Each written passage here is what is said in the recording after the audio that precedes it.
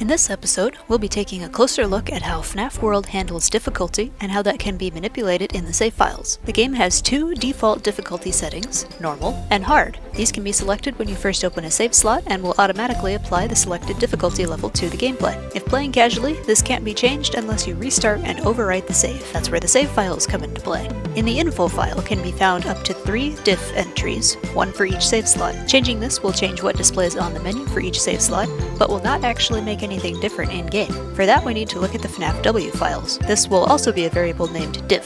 When you select normal, this is set to 1, and hard is set to 2.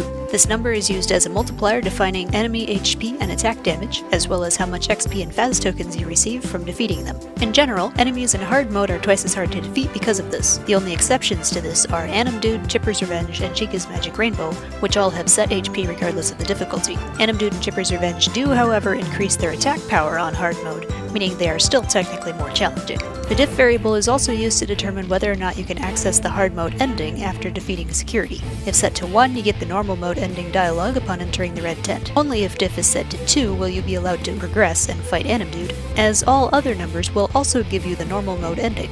But if you bypass the tent by other means and go straight to Dude's boss fight, you can still battle Dude on a different difficulty. Since this variable is a multiplier and not binary, you can set it to whatever number you want, and the game will calculate it and apply it to gameplay. You can set it higher than 2 and make your enemies even harder to fight, but you might want to increase your party's stats as well, unless you want to spend many long hours grinding XP to be at all prepared to tackle them. Also be aware that high XP bosses such as security may take a long time to give you all their experience. It is also possible to set difficulty as negative. Most enemies will then spawn with negative health and die instantly. However, you will then be expected to gather negative XP and Phas tokens, which the game cannot handle, resulting in a softlock. I don't recommend attempting casual gameplay with negative difficulty for this reason, but you can use this against Dude, Chipper's Revenge, and Chica's Magic Rainbow, since they're the only enemies that can still fight you and will not softlock your game. On negative difficulty, Dude's Bash and Fourth Wall cannot harm you at all, since those attacks are dependent on the difficulty variable and will therefore be dealing negative damage. Alarm is set damage, so he can still hurt you with that unless you have a neon wall. Chipper's Revenge has a greater variety of attacks, most of which do not depend on the difficulty. His basic Bash and Fourth Wall will be stopped completely, but he can still use Jump Scare, Escape Key, Snowball, Toxic Bite, and Water Hose if your health is low enough. Chica's Magic Rainbow will behave exactly the same regardless of the difficulty, since the mini rainbows, the only attacks she can use aside from the Rainbow Cannon,